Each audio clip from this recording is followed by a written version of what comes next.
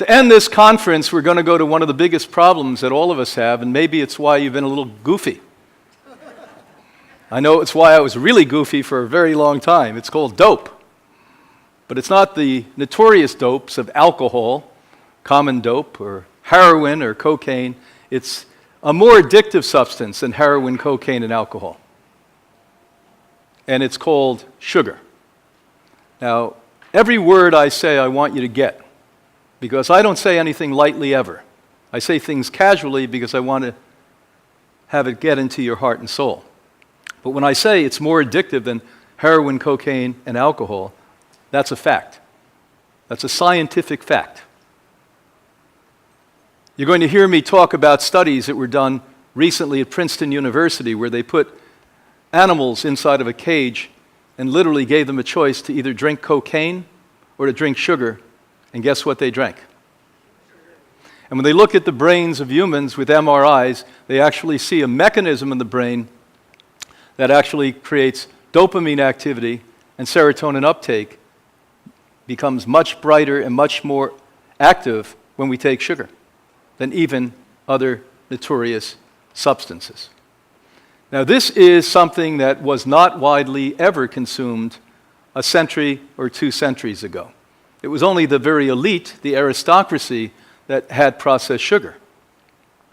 And the average person did not consume sugar. Little did I know until I began writing my book this year that should be out by the autumn, called Sweet Disease, that it was the #1 impetus to slavery, which I loathe and hate. The manipulation of other human beings for our own good. I loathe it and hate it.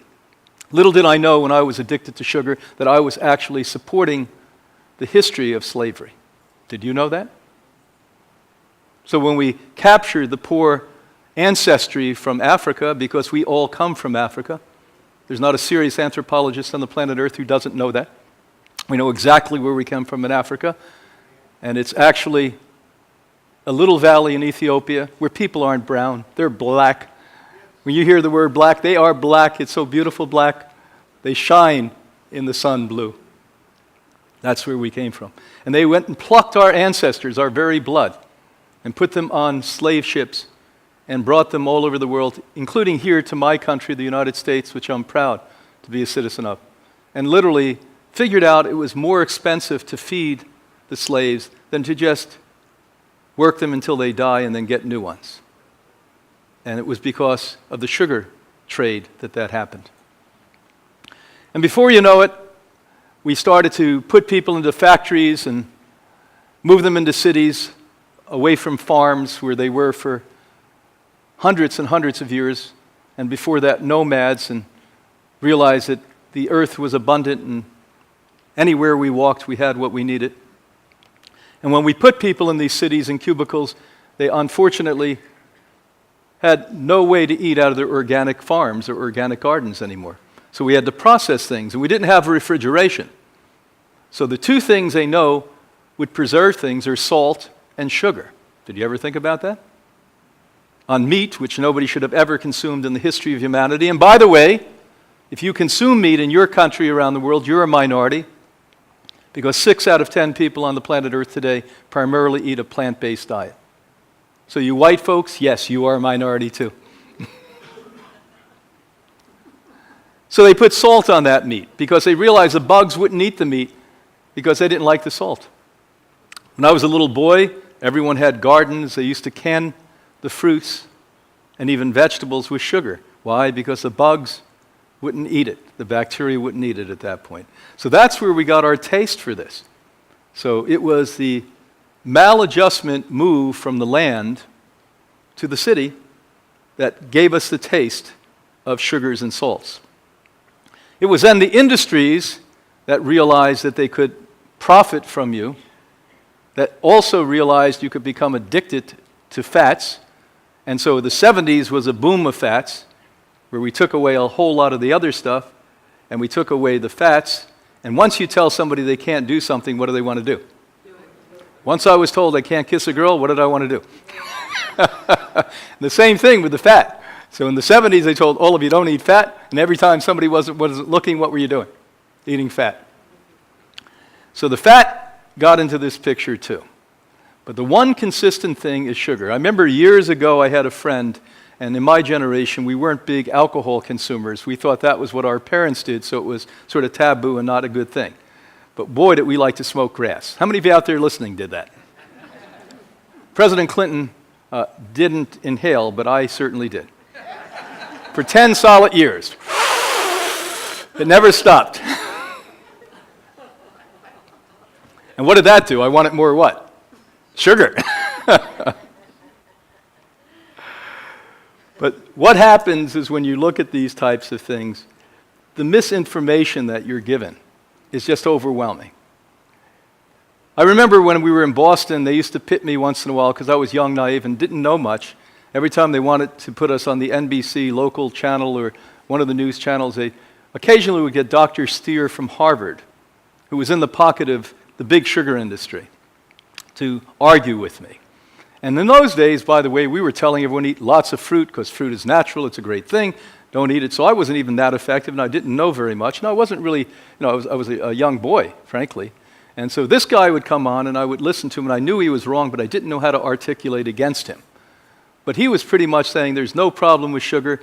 The more sugar you have, it's better. And they still have that resonating in the minds of people worldwide. Because sadly, the United States has led the entire modern world in nutrition and health. That other countries still look at our CDC and FDA as the guiding light in the world to see what we're doing and the laws we're making here to follow. Now, slowly but surely, that's not happening as much, but up until now, right now, that's been the way. And what I recognized is, at a very young age, that you can pay somebody as well-educated, as well-credentialed as they are, to lie. And I also realized science, which I was acutely interested in, still am, is mostly checkbook science. There's so little real science today, it's almost impossible to find. How it works is quite simple. Somebody who's dressed like me with a large checkbook on like me basically comes up and says to the scientist at a very, quote, reputable university, here's the $15 million. Here's the answer I want you to establish and prove, and I'll be back in 6 months or 5 years. Now, those of you out there, and even this conference, many of my colleagues, God bless their soul, quote one study after another study. Wonderful. It's great to impress people with us knowing how to read. But how many of those studies, by the way, are legitimate? Very few. Matter of fact, I know when I write a book, I only pick the studies that's favorable to what my belief system is. How about you? Now, thank God, it's really hard to find ones that are going along with my belief system, because I'll tell you, most of them are telling you the opposite of what I'm going to tell you.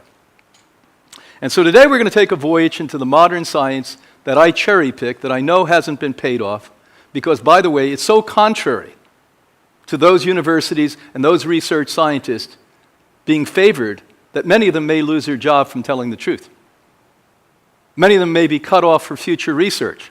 And the good news is you saw a lot of these men and women over the last 10 days in May. And it's wonderful to know that some people really are putting integrity, honesty, and truth before their own butt. Isn't that great? So give all those people a hand.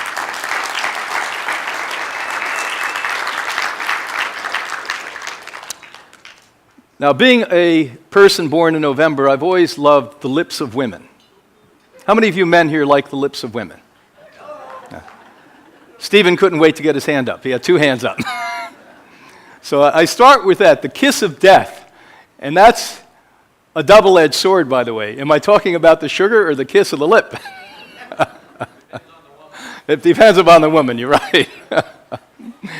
So sugar is notorious for promoting weight gain. We all know that. As a matter of fact, how many of you know that the number one reason that you're a little chubby is you've eaten too much sugar? And by the way, it doesn't have to be white sugar or agave syrup or honey. It can be too many mangoes. It can be too many strawberries, because all of them have been hybrid to have a lot of sugar in them. Tooth decay. Matter of fact, ever since I was born, they've been telling you that, and I used to visit the dentist. I knew the dentist better than my 2 brothers, I think, because I had so many rotting teeth. It was amazing, because my parents really loved me with sugar. How about yours? The way Mom showed me love, is when I was a good boy, which wasn't very often, by the way, I got sugar. If I was better more often, I would have had false teeth by the time I was 5, I'm sure. Yet there is a much more sinister role, much more sinister role, that it plays in sparking and enhancing every disease known to man. Every disease known to man can actually be supported by eating too many fruits. Oh, well, everyone else tells you to eat fruit.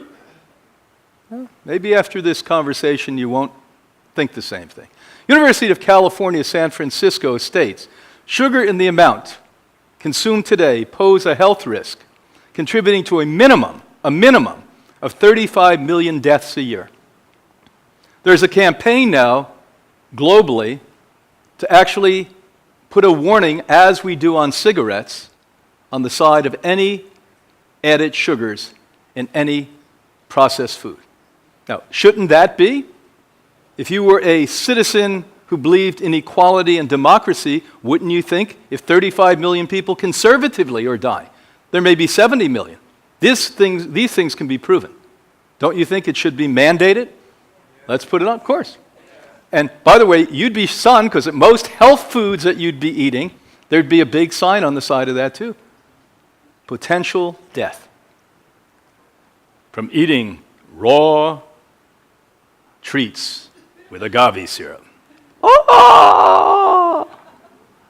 What's he doing? He's taking away the agave syrup.